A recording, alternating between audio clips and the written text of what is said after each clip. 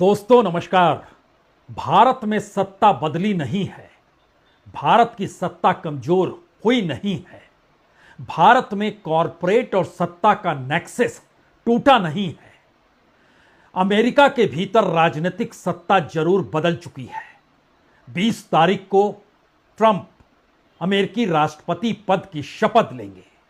और जिस चुनाव को लेकर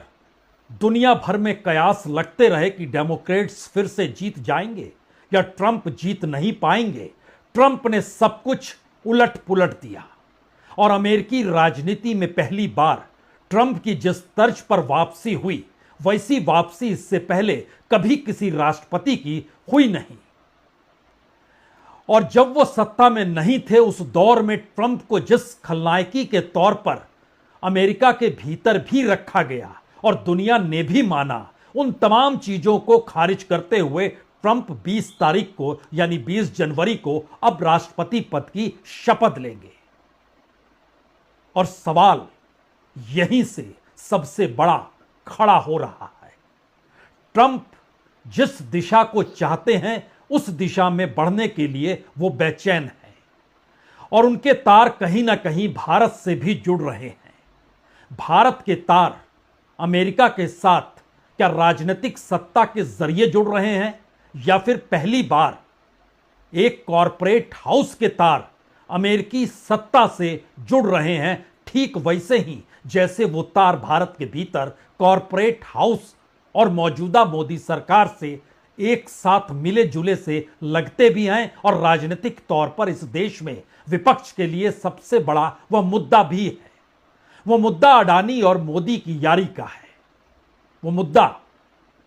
कॉरपोरेट हाउस के मालिक गौतम अडानी और देश के प्रधानमंत्री नरेंद्र मोदी के उस नेक्सस का भी है जो गुजरात से चला और राष्ट्रीय तौर पर उसने जितनी बड़ी नेटवर्थ गौतम अडानी की बढ़ती चली गई, उसमें इस देश की संपत्ति कितनी बड़ी तादाद में ट्रांसफर हुई या फिर अलग अलग क्षेत्रों में सब कुछ अडानी ग्रुप को कैसे सौंप दिया गया। आज यह सवाल इसलिए महत्वपूर्ण है क्योंकि वह एक रिपोर्ट जो हिंडनबर्ग की रिपोर्ट थी, जब वो रिपोर्ट आई तो भारत के शेयर बाजार में ही नहीं बल्कि भारत की राजनीति में भी तूफान आ गया। उस रिपोर्ट ने एक ही दिन में शेयर बाजार में 10 से 12 लाख करोड़ का चूना गौतम अडानी के नेटवर्थ पर सीधे तौर पर लगाया और पहली बार यह सवाल खुलकर उभरा, क्या शेयर बाजार में मैनिपुलेशन के आश्रय कॉरपोरेट हाउसेस का खेल होता है और उस खेल में माहिर अडानी ग्रुप है और उस खेल पर निगरानी रखने वाली संस्था यानी सेबी उसका भी इसमें हाथ है। और उसके बाद एक दूसरी रिपोर्ट ने बतला दिया कि सेबी की चेयरमैन माधवीपुरी बुच किस तरीके से उन तमाम मैनिपुलेशन में शामिल रही या उस कंपनी के हिस्सेदारी में शामिल रही जिस कंपनी पर उन्हें निगरानी रखनी थी या जो आरोप अंतर्राष्ट्रीय तौर पर हिंडनबर्ग की रिपोर्ट के आश्रय लगे थे। इन दो सवालों के अक्स तले एक तीसरा सवाल भी है। पहली बार नवंबर के महीने में अमेरिकी अदालत ने एक चार्जशीट दाखिल की जिसमें आरोपी और कोई नहीं गौतम अडानी ही थे। और इन तमाम परिस्थितियों के बीच आज ये खबर कि हिंडनबर्ग रिसर्च फाउंडेशन जो है उस पर ताला लग गया। यहीं से यह सवाल बड़ा होते चला गया, क्या वाकई अमेरिका के भीतर अब ट्रंप की सत्ता अडानी ग्रुप के साथ खड़ी है या उसकी अपनी राजनीतिक महत्वाकांक्षा जो अंतर्राष्ट्रीय तौर पर है उसमें अडानी एक बड़े प्लेयर के तौर पर उनकी एंट्री होने तो नहीं वाली है। यह तमाम परिस्थिति इस दिशा में ले जाती है कि भारत के भीतर अडानी और मोदी की यारी से आगे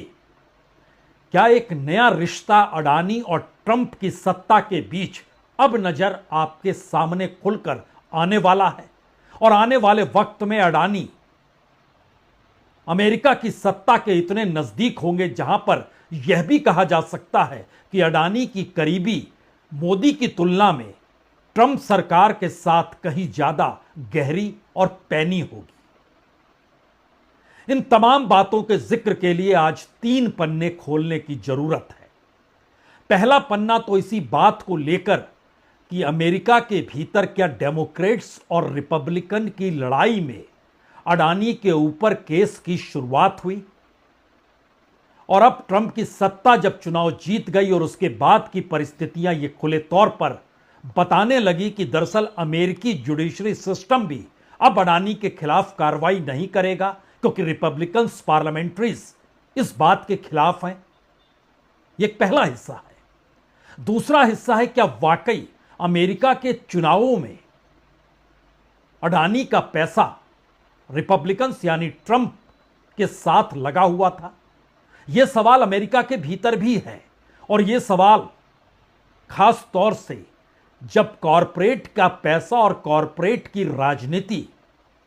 खास तौर से एलन मस्क के जरिए जो अमेरिका में पहली बार देखी परखी जा रही है, उसमें उनकी जरूरत शायद अडानी भारत के बड़े कॉरपोरेट के तौर पर इसलिए मजबूती के साथ खड़े हो चुके हैं जहां पर वह रास्ता कम से कम साउथ ईस्ट एशिया में बनाएंगे अमेरिका के लिए। और तीसरा सवाल यह भी है क्या वाकई निकटता ट्रंप परिवार की अडानी के साथ रही है, क्योंकि प्रधानमंत्री मोदी की निकटता तो ट्रंप के साथ रही, और उसके पहले के चुनाव में जब वो अमेरिका में जाकर नारा लगाकर आए थे कि अब की बार ट्रंप सरकार, उसके बीच बहुत सारे इश्यूज को या बहुत सारे प्रोजेक्ट्स को लेकर अडानी की मौजूदगी व्यापारिक समझौतों में कई मीटिंगों में नजर भी आई थी। लेकिन अगला सवाल यह भी है क्या वाकई अमेरिकी चुनाव से ऐन पहले ट्रंप के परिवार के सदस्य अहमदाबाद भी गए थे, और मेजबानी किसी दूसरे ने नहीं बल्कि अडानी ने की थी। इन तमाम बातों के जिक्र के लिए हमें लगता है कि आज कुछ पुरानी रिपोर्ट्स और कुछ नई रिपोर्ट दोनों को मिलाकर चलना होगा, क्योंकि जब यह सवाल है कि अमेरिका के भीतर डेमोक्रेट्स और रिपब्लिकन की यह लड़ाई कहीं है तो नहीं, क्योंकि ब्लूमबर्ग की एक रिपोर्ट उस दौर में आई जब नवंबर में, पिछले साल नवंबर में अमेरिकी अदालत ने अडानी के खिलाफ चार्जशीट दाखिल की। यह रिपोर्ट कई मायने आज इसलिए रखती है क्योंकि उस रिपोर्ट का कुछ हिस्सा हम पहले पढ़कर आपको सुना देते हैं। बुधवार शाम तक सब कुछ अच्छा था। अडानी के ग्रीन एनर्जी बिजनेस ने के बॉन्ड सेल के जरिए $60 करोड़ जुटाए थे। अहमदाबाद में बिस्तर पर जाने से पहले पत्नी के साथ कार्ड गेम खेला था। तड़के 3 बजे एक सहकर्मी ने उन तक परेशान करने वाली खबर पहुंचाई। उस सहकर्मी ने बताया कि अमेरिका में इनके कुछ और सहयोगियों के खिलाफ धोखाधड़ी का आरोप तय हुआ है। और यहीं से सवाल 3 बड़े खड़े हो गए। क्या आने वाले दिनों में राजनीतिक विवाद और बढ़ने वाला है? कि डेमोक्रेट्स और रिपब्लिकन के भीतर की परिस्थितियां और उसमें भारत का जोड़ इस बात को लेकर भी कि प्रत्यार्पण को लेकर क्या तनातनी होगी जब अडानी को बुलाया जाएगा? और ट्रंप सत्ता संभालते ही भारत के साथ क्या अडानी के मद्देनजर बड़ी डील कर सकते हैं, क्योंकि अडानी मोदी के करीब हैं। और इस दौर में रिश्ते भारत और अमेरिका के जो टैरिफ को लेकर, H-1B वीजा को लेकर और रशिया पर लगाए गए प्रतिबंध के मद्देनजर जो भारत को लाभ मिल रहा है, उससे हटकर क्या कुछ और ट्रंप की सत्ता चाहेगी और अडानी के लिए इसीलिए ढील दी जा रही है? यह ढील कैसे दी जा रही है? इसके लिए अडानी क्या इस दौर में ट्रंप के अनुकूल राजनीति को साधने के लिए बड़ा मोटा पैसा चुनाव में भी लगा चुके थे क्या? क्योंकि यह भी माना गया कि भारत और अडानी यानी चीन के एकाधिकार की ताकत के खिलाफ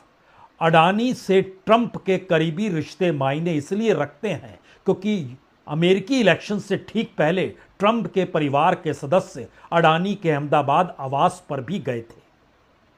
और इन सब के बीच जो जस्टिस डिपार्टमेंट का रुख अमेरिका के भीतर रहा, उसको लेकर पहली बार रिपब्लिकन पार्टी के सांसद लांस गुडेन ने 7 जनवरी को यानी बीते हफ्ते ही एक पत्र लिखा था अमेरिका के जस्टिस डिपार्टमेंट के attorney general Merrick V Garland को पत्र लिखा। उस पत्र में उन्होंने साफ तौर पर लिखा कि अडानी के खिलाफ शिकायत दर्ज किए जाने पर गंभीर सवाल वो उठा रहे हैं और उन्होंने सीधे तौर पर लिखा कि अमेरिका से बाहर हुए किसी मामले का मुकदमा दर्ज कर आखिर वो क्या हासिल करना चाहते हैं और स्पष्टीकरण भी मांगा कि जस्टिस डिपार्टमेंट भारत स्थित अडानी समूह के खिलाफ मामला क्यों चला रहा है। बात यही रुकी नहीं, क्योंकि याद कीजिएगा अगर नवंबर 2024 में तो न्यूयॉर्क में अमेरिकी के जो प्रोसिक्यूटर्स ने गौतम एस अडानी और उनके भतीजे सागर अडानी समेत 6 लोगों पर और उनकी कंपनियों पर जो बात लिखी थी उसमें लिखा था कि $265 मिलियन यानी 2029 करोड़ रुपए आकर्षक सौर ऊर्जा आपूर्ति यानी डील के लिए भारत के सरकारी अधिकारी को घूस दी गई। लेकिन इसका अगला सवाल एक और था, क्योंकि जब इन बातों का जिक्र हो रहा है तो यह भी समझना होगा कि दरअसल अडानी ग्रुप पर जो घूस के आरोप लगाए गए वह इस बात को कहकर अमेरिका में लगाए गए थे कि अमेरिकी निवेशकों से जो पैसा लिया गया उसका गलत इस्तेमाल उस घूस के जरिए किया गया। यानी अमेरिका के निवेशकों की रक्षा के लिए यह कदम वहां की अदालत ने उठाया और ट्रंप सरकार के जो सांसद हैं यानी पार्लियामेंट्रीज हैं उन्होंने जो पत्र लिखा उसमें लिखा कि दरअसल घरेलू स्तर पर हिंसक अपराधों के बारे में सार्वजनिक आक्रोश को पूरी तरह से दरकिनार करते हुए जस्टिस डिपार्टमेंट विदेशों में कथित अन्याय के लिए व्यवसायों को निशाना बनाने के लिए एक नया अभियान चला रहा है। निशाने पर अमेरिकी जुडिशरी सिस्टम। उस वक्त प्रेसिडेंट बाइडेन का कल विदाई भाषण हुआ है। 20 तारीख को एंट्री हो रही है राष्ट्रपति पद पर ट्रंप की और उन सब के बीच में 7 जनवरी को यह पत्र लिखते लिखते यह भी लिखा गया कि इसका एक उदाहरण हाल में यूनाइटेड स्टेट्स बनाम अडानी जो भारत में किए गए कथित कृत्यों के लिए US district for the eastern district of New York के सामने एक भारतीय कंपनी के अधिकारियों पर अभियोग लगाना है। और यह सवाल उठाया गया अगर भारत प्रत्यार्पण से इनकार कर दे तो किसकी प्रतिष्ठा पर कलंक लगेगा। यह आवाज कोई दूसरा नहीं अमेरिकी सांसद और रिपब्लिकन पार्टी के सांसद लगा रहे हैं। यानी जैसे ही हम हिडेनबर्ग का जिक्र करेंगे तब अगला सवाल सामने आएगा, क्या हिडेनबर्ग की मौजूदगी जो रही अमेरिका के भीतर उसके पीछे डेमोक्रेट्स भी थे, यानी वहां की राजनीतिक सत्ता भी थी और डेमोक्रेट्स चुनाव हार गए और उसके बाद अब रिपब्लिकन सत्ता में आ रहे हैं, तो उससे पहले हिडेनबर्ग को अपना शटर गिराना पड़ा। क्योंकि यह वाकई जो लिखा गया बुधवार का ही दिन यह भी, और उसमें हिडेनबर्ग ने जो सोशल मीडिया पे शुरुआत में लिखा कि मैंने पिछले साल के अंत में ही उनके दोस्तों ने जानकारी दी चुनाव परिणाम आने के बाद, यानी अमेरिका में डेमोक्रेट्स हार गए और रिपब्लिकन्स जीत गए। तो बरस के अंत में ही अपने परिवार, दोस्तों और हमारी टीम के साथ ये बात शेयर की थी कि मैं हिडेनबर्ग रिसर्च को बंद करने का निर्णय ले रहा हूं और हमने जो सोचा था उसे पूरा करने के लिए उसे खत्म करना था। आज आखिरी मामलों को नियामकों के साथ शेयर करने का वह दिन आ गया है। नाथन एंडरसन जो हिडेनबर्ग रिसर्च एक इन्वेस्टमेंट फर्म होने के साथ साथ शॉर्ट सेलर कंपनी भी है और उस पर यह आरोप भी लगा कि उसने भारत के भीतर उस कॉरपोरेट हाउस पर निशाना बनाया जिस कॉरपोरेट हाउस के आश्रय मौजूदा वक्त में भारत की सत्ता विकसित भारत का सपना देख रही है। तो भारत की आर्थिक परिस्थितियों को डामाडोल करने के लिए इस तरीके की लकीर खींची गई।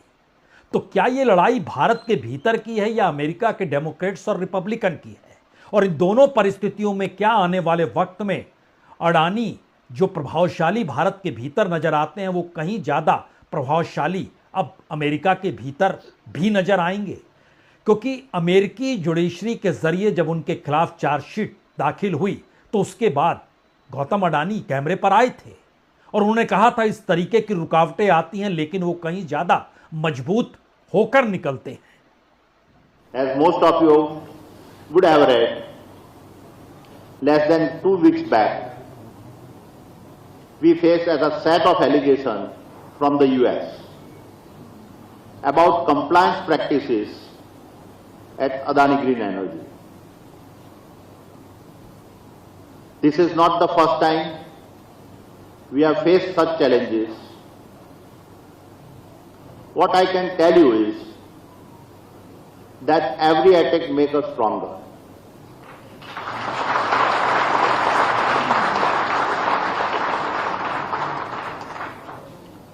And every obstacle becomes a stepping stone for a more resilient Adani Group. ये वाकई बड़ा दिलचस्प है। जिस भरोसे के साथ अडानी ने जिक्र किया था जब पहली बार भारत के किसी कॉरपोरेट के खिलाफ कानूनी कार्रवाई आपराधिक श्रेणी में रखते हुए अमेरिकी की अदालत ने एक चार्जशीट दाखिल की और उस चार्जशीट में यह लिखा कि यह अपराध अमेरिकी निवेशकों की कीमत पर किए गए हैं, इसीलिए अडानी के खिलाफ भ्रष्टाचार, धोखाधड़ी और कामकाज में बाधा पहुंचाने का मामला चलाया जाएगा। यह सारी जानकारी दुनिया के अलग अलग हिस्सों में दी भी गई, लेकिन वो नवंबर का जिक्र था और जनवरी आते आते रिपब्लिकन पार्टी के सांसद जो पत्र लिखते हैं वहां की जुडिशरी सिस्टम को, उसमें इस बात का जिक्र करते हैं कि अडानी मामले में आरोप भले ही सही साबित हो जाए, फिर भी हम इस मुद्दे पर उचित और अंतिम मध्यस्थ नहीं बन पाएंगे, क्योंकि एक भारतीय कंपनी ने एक भारतीय अधिकारी को घूस दी जिसमें किसी भी अमेरिकी पक्ष की कोई ठोस संलिप्तता यानी शामिल होना या नुकसान शामिल नहीं है। और उसके बाद यह सुझाव दिया गया कि जस्टिस डिपार्टमेंट को तो उन मामलों को आगे बढ़ाना चाहिए और उसकी बुद्धिमानी इसी में होगी जहां उचित और निर्णायक क्षेत्राधिकार होना तय पहले से हो। यानी ध्यान दीजिए, यह अमेरिका के भीतर ट्रंप सरकार से अडानी की निकटता आने वाले वक्त में किस तर्ज पर नजर आने वाली है, इसके संकेत उनके परिवार के सदस्यों का अहमदाबाद में पहुंचना और वहां मेजबानी अडानी के जरिए करना, या फिर अमेरिका के चुनाव में जिस पैसे लगाने का जिक्र जो बार बार अमेरिका के भीतर की अलग अलग रिपोर्ट्स कर रही है, वो सारी चीजें बताती है कि आने वाले वक्त में अडानी एक बड़े पावरफुल तरीके से उभर सकते हैं। लेकिन इन सब के बीच यह सवाल भी है कि क्या वाकई प्रधानमंत्री मोदी से निकटता और उसके साथ अडानी की निकटता ने एक नए रिश्ते को इस दौर में बनाया जो कि कॉरपोरेट की हिस्सेदारी के साथ खड़ा हो जाए, क्योंकि हर कोई जानता है कि अगर ट्रंप साथ नहीं होंगे तो वैश्विक बैंकों पर असर पड़ेगा जो कर्ज मुहैया कराती है अडानीज को या भारत के अलग अलग कॉरपोरेट्स को, क्योंकि इस कानूनी कार्रवाई के बाद अगर उनके खिलाफ कोई कार्रवाई होती तो उसमें हिडेनबर्ग की रिपोर्ट भी जुड़ती, मैनिपुलेशन का जिक्र भी होता, भारत की सेबी संस्थान का भी जिक्र होता, क्योंकि सेकंड रिपोर्ट उसी को लेकर आई थी। तो क्या इन सब चीजों को लेकर यह चिंता अमेरिका के भीतर भारत की कंपनियों को लेकर कि उसकी साख पर असर ना पड़े, इसीलिए ये सारी चीजें बड़ी तेजी के साथ हो रही हैं। और यह भी एक सच है कि भारत के भीतर प्रधानमंत्री मोदी के बनने के बाद अडानी का ही अंतर्राष्ट्रीय विस्तार हुआ है और यह भारत के लिए चिंता का विषय शायद उस पॉलिसी के तहत हो सकता है जिस पॉलिसी के तहत बार बार प्रधानमंत्री Modi 5 trillion economy, 10 trillion economy और विकसित भारत का जिक्र करते हैं। अब यहां पर यह भी समझना होगा क्या वाकई अमेरिकी राजनीति एक बिजनेस मॉडल की तर्ज पर भारत को भी देख रही है और उस बिजनेस मॉडल की तर्ज पर कॉरपोरेट अडानी से उनकी निकटता उनकी जरूरत है, क्योंकि चीन को अगर वो काउंटर कर रहा है तो अडानी ग्रुप की पहचान चीन का जो बेल्ट एंड रोड है उसके समानांतर भारत के में प्रॉक्सी के तौर पर अडानी को ही देखा जा सकता है, किसी और को नहीं। और दुनिया भर के निवेशक हो, बैंक हो, उन्होंने अडानी समूह पर अरबों रुपए लगाए हैं, यह भी एक फैक्ट है। वो पोर्ट्स हो, वो पावर हो, वो रोड हो, एयरपोर्ट हो, वियतनाम से इजराइल तक जिक्र कीजिएगा तो आपको अडानीज का जिक्र नजर आएगा। और अडानी सिर्फ एक कॉरपोरेट अरबपति नहीं है, बल्कि मोदी सत्ता के विस्तार में वह सहयोगी हैं। भारत की इकोनॉमी में दखल देने वाले शख्स के तौर पर है। और अडानी पोर्ट कहीं भी बनाते हैं तो उसको खरीद हर कोई लेता है, और दुनिया के दूसरे देशों में भी जो भी नए कॉन्ट्रैक्ट हो रहे हैं उसमें भारत सरकार की भूमिका कम से कम श्रीलंका में तो खुलकर उभर आई, क्योंकि वहां की मौजूदा सरकार ने जिन बातों का जिक्र किया उसमें भारत सरकार समझौता अडानी के लिए कर रही थी। और हर विदेशी यात्रा में विपक्ष ये आरोप लगाता रहा है कि अडानी साथ में रहते हैं। यानी एक कारोबारी समझौता और अंतर्राष्ट्रीय तौर पर जो श्रीलंका इजराइल का जिक्र हो रहा है बार बार इस बात को लेकर कि अलग अलग क्षेत्रों में जो भी समझौते जिस तर्ज पर हुए हैं वो शायद एक पॉलिसीगत तरीके से हुए हैं। लेकिन यहां तो आज जिक्र इस बात के भी करने की जरूरत है कि आखिर हिंडनबर्ग पर ताला इसलिए भी लगा कि अब ट्रंप आ रहे हैं, इसलिए भी लगा कि डेमोक्रेट्स की विदाई हो गई है। लेकिन इन सब के बीच कोई भी इस तरीके से कंपनी जब शुरू की जाती है, वो मीडिया से जुड़ी कंपनी हो या रिसर्च कर रही हो,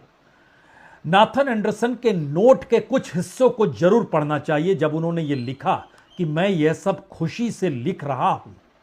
इसे बनाना मेरे जीवन का सपना है। मुझे शुरू में नहीं पता था कि कोई संतोषजनक रास्ता खोजना संभव होगा